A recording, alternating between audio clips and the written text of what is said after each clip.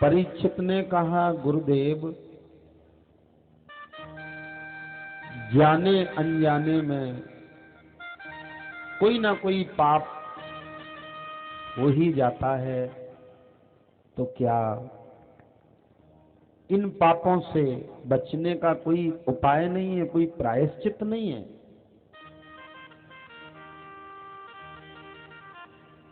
बोले के चित केवलया भक्त्या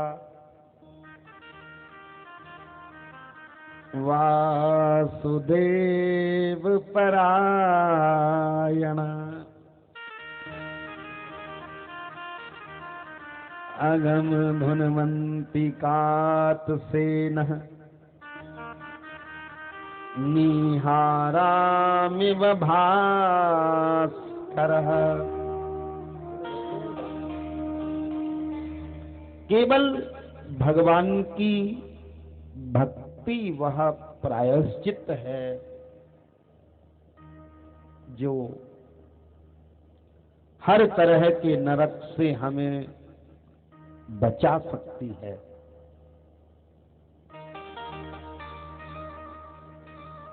भगवान, पूर्व में ऐसा हुआ है कि भगवान की भक्ति से किसी पापी का उद्धार हुआ हो, तब भगवान के एक भक्त अजामिल की कथा सुनाई।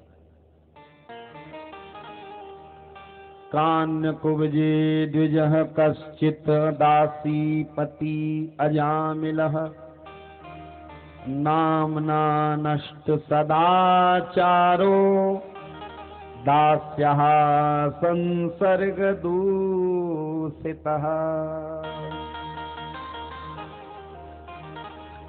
कन्नौज की घटना है। कन्नौज में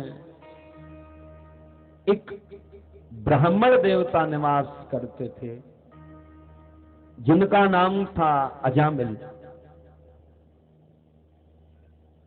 बड़ा ही विद्वान ब्राह्मण, बड़ा ही गुणवान ब्राह्मण, बड़ा ही नीतिवान ब्राह्मण। इतना कुछ होने के बाद भी व्यक्ति से अपराध हो सकता है, ये कथा आपको उपदेश देगी। कैसा है अजामिल?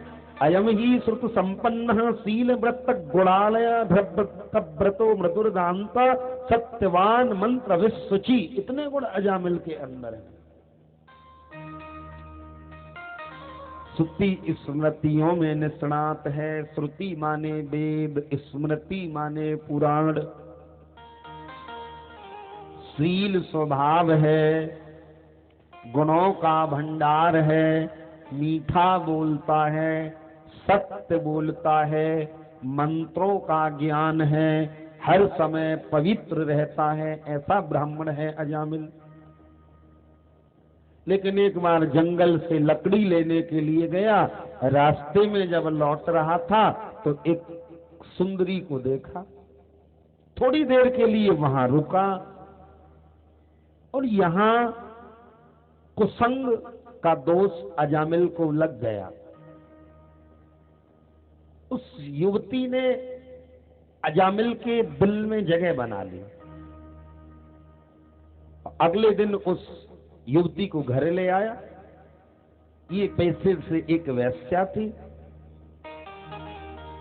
मैं प्रायः एक निवेदन करता हूं, आंखों का और कानों का कभी भी भरोसा मत करिए। ये आंख और कान न जाने कब धोखा दे जाएं। अगर व्यक्ति की आंख और कान ये दोनों बिगड़ गए तो उसका जीवन बिगड़ जाएगा। दोनों में से अगर एक भी बिगड़ा तो जीवन बिगड़ा। भगवान ने हमारे शरीर में पाप और पुण्य दोनों को प्रवेश करने के दो ही रास्ते बनाए हैं। एक है आंख और दूसरा है कान।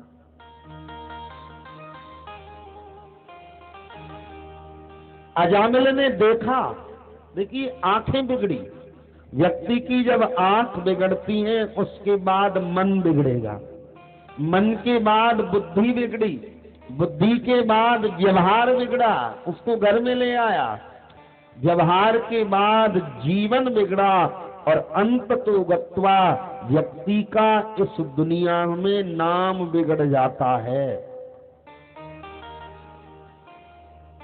इसलिए वेद भगवान कहते हैं, शुक्ल यजुर्वेद का मंत्र है, भद्रम कर्णे श्रृणुयाम। आचार्य जी बोलते हैं पूजा के समय, कानों से कल्याणमय बातें सुनिए।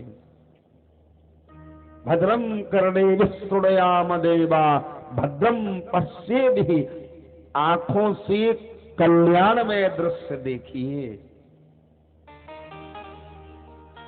ऐसा चलचित्र न देखें जिससे कि हमारे संस्कार बिगड़े, हमारे बालकों के संस्कार बिगड़े। ऐसा म्यूजिक न सुने जिससे कि हमारे संस्कार बिगड़े, बच्चों के संस्कार बिगड़े। गांधी जी के 3 मंदिर आपने देखा होगा, एक ऐसे करके बैठा है, बोले बुरा मत देखो, दूसरा कान बंद करके बैठा रहता, बोले बुरा मत सुनो, तीसरा मुंह पे हाथ रख के बैठा है बेचारा, वो कह रहा बुरा मत बोलो। उपदेश लेना है तो हर जगह से ले सकते हैं। खैर अजामिल उस वेश्या को घर ले आया, जिस अजामिल को लोग भक्त अजामिल के नाम से जानते थे, उस अजामिल को अब दुष्ट अजामिल के नाम से जानने लगे। इतना परिवर्तन आ गया। पहले देखते ही लोग सिर झुकाते, दरवाजा खोलते, अब देखते ही लोग मुंह फेर लेते, दरवाजा बंद कर लेते। आ गया आ गया। क्योंकि वैश्या के लिए ये मदरावी पान करने लगा।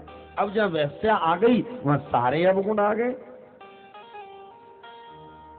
धन सारा ठिकाने लग गया, जुआ खेलने लगा, जुए की ऐसी लत लगी। अंततो गत्वा जब धन नहीं रहा तो चोरी डकैती करने लगा। अंततो गत्वा अजामिल का जीवन ऐसा बिगड़ा। परीक्षित ने कहा, गुरुदेव था तो अजामिल भगवान का भक्त, क्या भगवान अपने भक्त की इतनी भी रक्षा नहीं करते? अरे जीवन में जो भजन किया वो बेकार चला गया क्या? थोड़े से कुसंग ने जीवन बिगाड़ दिया?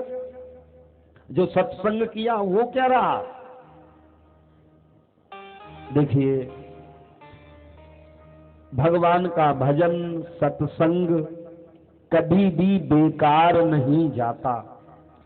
अजामिल का जो जीवन बिगड़ा वो कुसंग के कारण बिगड़ा, लेकिन भगवान के भजन का यह प्रताप भगवान की प्रतिज्ञा है। अर्जुन को मेरे गोविंद कहते हैं, कौन्तेय प्रतिजानी ही नामे भक्त्या प्रणश्यति। कुंती नंदन अर्जुन, मैं अपने भक्त का कभी पतन नहीं होने देता। और भगवान ने अजामिल को संभलने का एक मौका दे दिया। एक बार कुछ संत वृंदावन के लिए जा रहे थे, अजामिल के गांव से निकले, वहीं रात हो गई। अब रात हो गई तो रुकना है। मोहल्ले में पूछने लगे, भैया या गांव में कोई भक्त रहवे का, हमें रात को रुकना है। एक मजाकिया पापी व्यक्ति मन में पाप भरा था, सोचा आज महात्माओं को बढ़िया ही जगह भेज दूं। बोले महाराज, इस गांव का जो सबसे बड़ा भक्त है उसका नाम है अजामिल, बड़ी सेवा करता है और महात्माओं को बड़ी दक्षिणा भी देता है। अब महात्मा तो भोले भाले, बेचारे अजामिल के घर पहुंचे। रात का समय, दरवाजा बंद। अजामिल डकैती चोरी करने गया, दरवाजे को खटखटाया। संतों ने कहा, लाख निरंजन देवी, भक्त अजामिल का घर यही है क्या? वैश्या के नेत्र सजल हो गए कि इस पापी को भक्त कहने वाला कौन आ गया। दरवाजा खोला तो संत खड़े हैं। गोस्वामी जी कहते हैं, संत दरस जिम पातक तरही। संतों के तो दर्शन मात्र से मनुष्य के पाप धुल जाते हैं। वैश्या ने चरण पकड़ लिए, बोले नाथ ये किसी भक्त का घर नहीं, ये तो पापी का घर है, क्योंकि हमारा पति तो बहुत बड़ा पापी है। किंतु देवी हम तो इस घर को एक भक्त का घर मान के आए हैं। नाथ मैं तो एक वैश्या हूं, मैं तो आपको अपने हाथों से भोजन भी नहीं करा सकती। संतों ने सूखा, जिसे सीधा बोलते हैं, वो लिया और भोजन बनाया, भगवान को भोग लगाया। उसी समय अजामिल आ गया।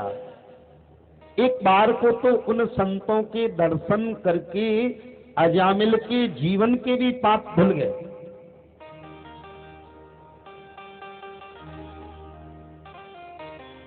पूरी रात भगवान का कीर्तन होता रहा। प्रातःकाल संत जाने लगे। संतों ने कहा देखो अजामिल, हमने तुम्हारे घर भोजन किया और भोजन का फल तब मिलता है जब ब्राह्मणों को दक्षिणा मिल जाए। अब बताओ आप हमें क्या दक्षिणा देंगे? अजामिल ने कहा बुरा न मानना प्रभु, मेरे पास दक्षिणा देने के लिए कुछ है ही नहीं। संतों ने कहा हमें ऐसी दक्षिणा चाहिए जो तुम दे भी सकते हो। मांगो क्या चाहिए फिर? बोले हमें धन नहीं चाहिए। बोले फिर? बोले आपने हमारी बड़ी सेवा करी और आपकी ये जो पत्नी है ना, ये इस समय गर्भवती है और हमारे आशीर्वाद से इसके गर्भ से जो संतान पैदा होगी वह एक पुत्र होगा और तुम हमारे कहने से उस पुत्र का नाम नारायण रख देना, यही हमारी दक्षिणा है। इतना कह करके महात्मा तो चले गए। कालांतर में अजामिल के घर में एक पुत्र पैदा हुआ। अजामिल ने उसका नाम नारायण रखा।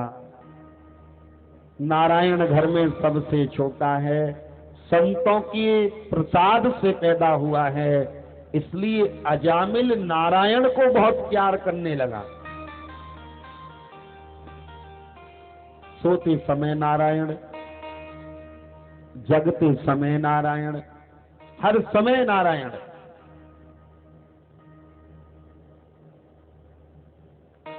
इस समय अजामिल का अंतिम समय आया।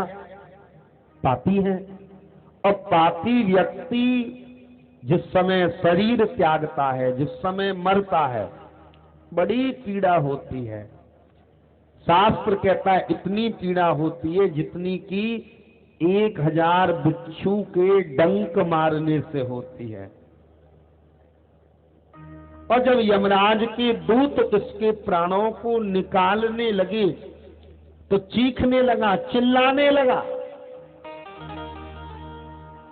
सुखदेव जी कहते हैं परिचित दूरे क्रीडन का सक्तम पुत्रे नारायणा वयम, अपने पुत्र को बुलाने लगा। सुखदेव जी कहते हैं परीक्षित इसका पुत्र तो बहुत दूर खेल रहा था, पुत्र के कानों में तो यह आवाज नहीं गई, लेकिन ये आवाज मेरे भगवान के कानों में चली गई। जब कहा ना नारायण नारायण नारायण, मुझे बचाओ, मेरी रक्षा करो, पुत्र तो दूर खेल रहा था, उसने नहीं सुनी। भगवान के कानों में आवाज गई। भगवान ने अपने दूतों से कहा सुनो, मेरा भक्त मुझे याद कर रहा है। दूतों ने कहा प्रभु ये तो अपने पुत्र को बुला रहा है। भगवान ने कहा एक बात बताओ, संसार में सबसे पहले नारायण किसका नाम है? बोले प्रभु वो तो आपका नाम है। बोले संसार में जब सबसे पहले नारायण मेरा नाम है तो सबसे पहले बचाना भी मेरा ही धर्म कहता है, इसलिए जाओ मेरे भक्त की रक्षा करो। भगवान के दूत आए, आकर के अजामिल को बचाया है। यमराज के दूतों की ठुकाई लगाई और यमराज के दूत यहाँ से रोते रोते यमराज के घर गए और अपनी काल फांस को फेंकते हुए कहा, महाराज हमारी छुट्टी कर दो, हमारी पेंशन बांध दो, हमें ऐसी नौकरी नहीं करनी। बोले हो क्या गया आखिर? बोले हो क्या गया? अरे एक पापी को लेने गए, उसने नारायण नारायण नारायण ऐसा कहा, और वहां पीले पीले कपड़ा पहन के भगवान नारायण के दूत आ गए और उन्होंने उसे हमसे छुड़ाया और हमारी ऐसी ठुकाई करी महाराज, शरीर की एक एक हड्डी दर्द करती है। मुस्कुरा करके यमराज ने कहा, इसमें मेरी क्या गलती है? भाई गलती तो तुम्हारी है। अरे तुम्हें नहीं पता, जो नारायण नारायण बोलते हैं वो नारायण के भक्त होते हैं, और नारायण के भक्तों को तुम्हारी तो चले क्या, यमराज भी नहीं छू सकता। तुम तो मेरे नौकर हो, तुम्हारा मालिक भी नहीं छू सकता, क्योंकि नारायण कहने वाले नारायण के भक्तों को तो स्वयं नारायण ही लेने आते हैं, यमराज की क्या ताकत। बोले महाराज हमें नहीं था पता, कान पकड़े, आई एम सो सॉरी, आज के बाद ऐसी गलती नहीं करेंगे, लेकिन प्लीज अपने दरबार का नियम बता दीजिए, रूल्स क्या हैं आपके दरबार के?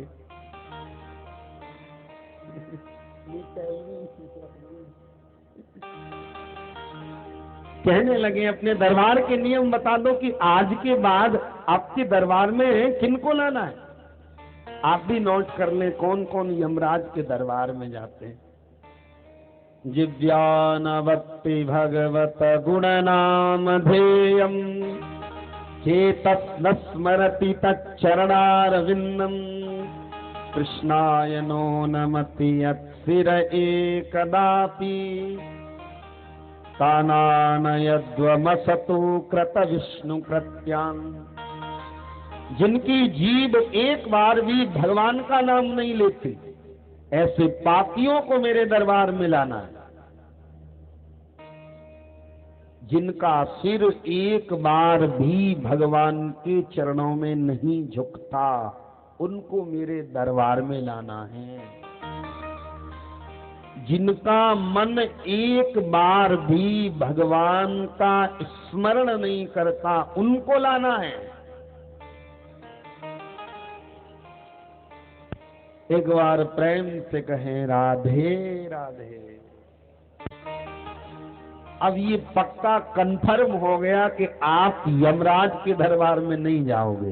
हाँ, एक बार भी जिसकी जिह्वा ने भगवान का नाम ले लिया, वह फिर भूल से भी यमराज के यहां नहीं जाता।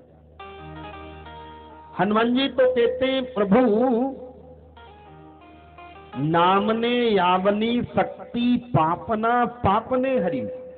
पापी में इतनी पाप करने की शक्ति नहीं है जितनी कि भगवान के नाम में उस पाप को काटने की शक्ति है। अनेक बार मैंने आपको नाम महिमा सुनाई है। भगवान नाम की बड़ी महिमा है। स्वयं राम जी से अगर कोई पूछने लगे कि तुम्हारे एक बार नाम लेने की क्या कीमत है, तो राम जी भी अंत में यही कहेंगे कि भैया मुझे मेरे नाम की कीमत खुद नहीं पता कि मेरी कीमत क्या हो सकती है। अनेक वीडियोज आप YouTube के माध्यम से आप हमारे चैनल पर देख सकते हैं, नाम महिमा के नाम से। क्योंकि कथा अथाह सागर है। मैं हर बार एक नया विषय लेकर के उपस्थित होता हूं, हर बार एक नया विषय लेकर के आता हूं। नाम महिमा, स्वयं राम जी भी अपने नाम की महिमा नहीं जानते। दो भाई थे, चलो 2 मिनट में सुनाए देता हूं एक छोटी सी महिमा। एक का नाम था धर्मचंद, दूसरे का नाम था करमचंद। धर्मचंद धर्मात्मा, करमचंद बहुत बड़ा पापी। जीवन में एक बार भी भगवान का नाम नहीं लिया। एक बार सत्संग में पहुंच गया, संतों ने जबरदस्ती एक बार राम जी का नाम लिखवा दिया, लेकिन लास्ट में कहा कि कितनी भी मजबूरी आ जाए करमचंद, तू इस नाम को बेचेगा नहीं, ये संकल्प कर। उसने कहा मैं नहीं बेचूंगा। दोनों भाई मरे, धर्मचंद भी करमचंद भी। धर्मचंद धर्मराज के घर गया, करमचंद यमराज के घर गया। यमराज ने चित्रगुप्तों से कहा खोलो इसकी फाइल। देखा तो सभी काले रंग से रंगी पड़ी थी, चिट्ठा का चिट्ठा। बोले यानी तो पाप ही पाप करें, कोई अच्छा काम तो करो ना है जिंदगी में। बोले कुछ तो किया होगा, एक बार और खोलो। दोबारा बोले प्रभु कुछ नहीं किया, एक बार और खोलो। बोले हाँ दिखाई देता है थोड़ा सा, इसने एक बार राम जी का नाम लिया है जीवन में। यमराज ने करमचंद से कहा देखो पाप के नाम पर तो कोई गिनती नहीं, अनलिमिटेड, लेकिन पुण्य के नाम पे एक बार राम जी का नाम लिया है। बोलो क्या चाहिए? ध्यान आ गई संतों की बात कि राम जी के नाम को बेचना मत। पहले महाराज मुझे मेरे नाम की कीमत बताओ तभी तो लूंगा। यमराज ने अपनी सारी फाइल देखी, लेकिन एक राम नाम की कीमत नहीं मिली। यमराज ने मन में सोचा चलो ब्रह्मा जी के पास चलते हैं, वो तो बता ही देंगे, विधाता है आखिर में। उसने कहा मैं क्यों चलूं, अगर तुम्हें लेके चलना है तो पहले घोड़ा बनो, हमें पिद्दी पे बैठाओ तब चलेंगे, नहीं हम भी नहीं चलते। अब यमराज को तो जाननी है महिमा, इसलिए घोड़ा बने, करमचंद को बिठाया, पहुंच गए ब्रह्मा जी के घर। ब्रह्मा जी बातचीत करके बोले देखो जगत का सृजन करना ये मेरा काम है, लेकिन एक राम नाम की कितनी महिमा ये तो मुझे भी पता नहीं। ऐसा करते हैं शंकर जी के पास चलते हैं, वो हरदम राम राम राम राम जपते रहते, वो तो बता ही देंगे। करमचंद ने कहा हम क्यों चलेंगे? बोले कैसे भी तो चलो। बोले पालकी लाओ, दोनों लगो उसमें।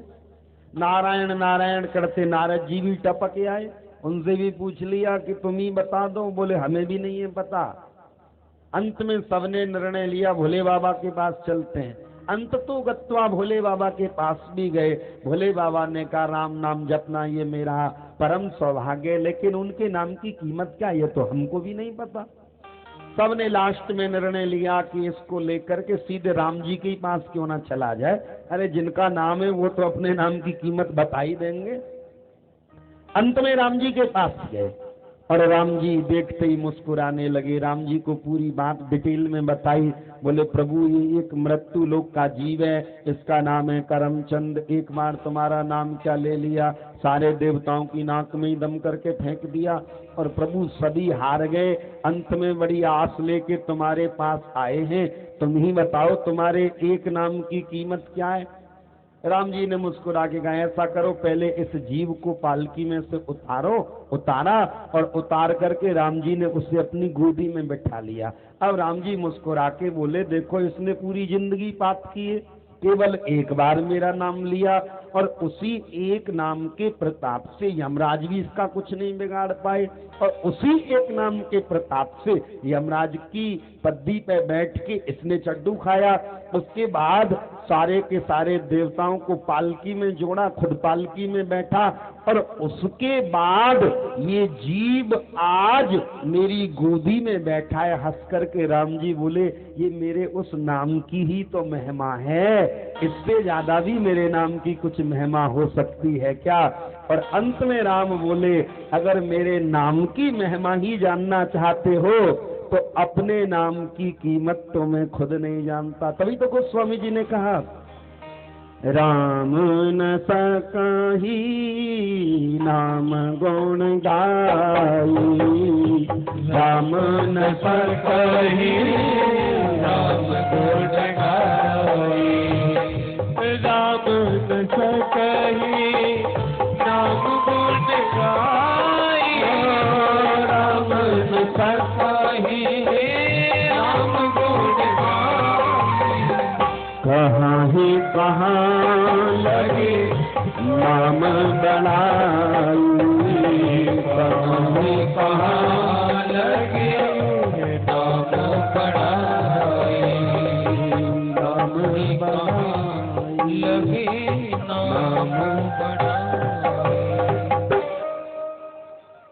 राम न सकही नाम गुण गाए। स्वयं राम जी भी अपने नाम की महिमा नहीं बता पाते। इस कथा से केवल इतनी सीख लें।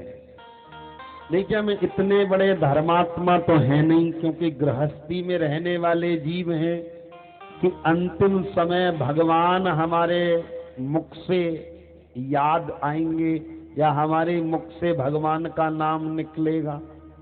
अंतिम समय गृहस्थी व्यक्ति को अपनी औलाद की याद आती है। देखा होगा अपने व्यवहार में, माता पिता का जब बड़े बूढ़ों का शरीर पूरा होता है तो कभी किसी बेटा को याद करेंगे कि उसे बुला दो, वो आया, आते ही प्राणांत हो गया। तो भगवान की याद तो बहुत कम विषय है, कम लोगों को आती है। कोई धर्मात्मा होता है जो भगवान को याद करता है। हम संसारी हैं, इसलिए भगवान की याद तो आने से रही, औलाद की आएगी। इसलिए इस कथा से एक सीख लें, अपनी संतान का जो नाम रखें वो भगवान के नाम पर रखें। क्योंकि अजामिल ने भगवान को डायरेक्ट नहीं बुलाया था, अजामिल ने तो अपने बेटा को बुलाया था, उसके बेटे का नाम था नारायण। भगवान का नाम लो, भागवत में लिखा है सांकेत्यम, इशारे में लीजिए, परिहास्यम, हंसी मजाक में लीजिए, हेलनमेव वा, स्तोभम, चोरी करने में भी भगवान का नाम लीजिए। चोरी कई तरीके से होती है, ग्राहक को जब काटा जाए तब भी भगवान का नाम लीजिए, वो भी चोरी है। अनलिमिटेड कमाया जाए वो भी चोरी है, तब भी भगवान का नाम लीजिए। हेलन में उल्हाना देने समय भगवान का नाम लीजिए, क्योंकि भगवान का नाम हर दिशा में मंगल करेगा। वो कोई 4 चोर थे, चोरी करने के लिए जाते थे, चारों सगे भैया थे। चोरी पे याद आ गई, अब चारों सगे भाई थे, जंगल में चढ़ जाते थे पेड़ पर, सबसे बड़ा पेड़ पर चढ़ जाता था, 3 भाई नीचे खड़े हो जाते थे। तो वो भगवान का नाम कैसे लेते थे देखिए, सबसे ऊपर चढ़ जाता था एक जना और 3 नीचे डंडे ले लेके खड़े रहते थे। और कोई सामने से मनुष्य आता दिखाई देता था तो वो कीर्तन करने लगता था, जो पेड़ पर चढ़ा रहता था, नारायण भाई नारायण, नारायण भाई नारायण। उनका इशारा होता था कि सामने से कोई नर आ रहा है। तो नीचे वाले 3 पूछते थे, आ तो रहा है लेकिन हे केशव, हे केशव, केशव, हे केशव, हे केशव, आने वाला कैसा है, कुछ है भी उसकी पास में या ऐसा ही है फोकट। तो ऊपर वाले को लगता था कि हाँ ठीक ठाक है, तो वो ऊपर वाला कीर्तन बोलता था, दामोदर भाई दामोदर, दामोदर भाई दामोदर, ऐसे वाला। तो फिर तीनों तैयार हो जाते थे कि नीचे उतरिया जब दामोदर है तो, और अपने अपने बांस उठाते थे, बोले वासुदेव भाई वासुदेव, वासुदेव भाई वासुदेव, उठाओ अपने अपने डंडे और छिना लो, सारा कुछ लूट लो। ऐसे कर करके ही उनका कल्याण हो गया। तो भगवान का नाम लो किसी भी, देखिए आपने कथा सुनी होगी, शिशुपाल भगवान को डोली 99 गाली देता था, उसका ब्रेकफास्ट तब होता था जब 99 गाली दे लेता था, और गाली दे दे के शिशुपाल ने भगवान को पा लिया। तो हर परिस्थिति में भगवान का नाम लें, अपनी संतान का नाम भगवान के नाम पे रख दें। पहले देखिए कितने सुंदर सुंदर नाम होते थे, लेकिन आज के समय में पूछो ही मत महाराज। काऊ तो पूछो कि का नाम है, नाम बता देगी, मेरा नाम है शांति, और मचा रखी है क्रांति। काऊ तो पूछो भैया तेरा नाम का है, नाम बता दो, वो दयाराम, 500 मच्छरन ने सवेरे मार दे, 500 ने मार दे सांझ को, नाम रखा रखो दयाराम। भैया यथा नाम तथा गुण, जैसा नाम हो वैसा गुण होना चाहिए। नाम शांति आने देखो बाखर अधर उठाई हो, और गुलाब देई चंपावती 6 महीना ते ना नहाई, और गंगा देई मर गई प्यासी नाम धरे मन माने। मछली मर गई प्यासी नाम धरे मन माने। मोए सुन सुन आवे हाथी नाम धरे मन माने। मोहे सुन सुन आवे हाथी नाम धरे मन माने। नाम धरे मन माने कलयुग नाम धरे मन माने। नाम धरे मन माने कलयुग नाम धरे मन माने। मोए सुन सुन आवे हाथी नाम धरे मन माने। मोहे सुन सुन आवे हाथी नाम धरे मन माने। मोए सुन सुन आवे हाथी नाम धरे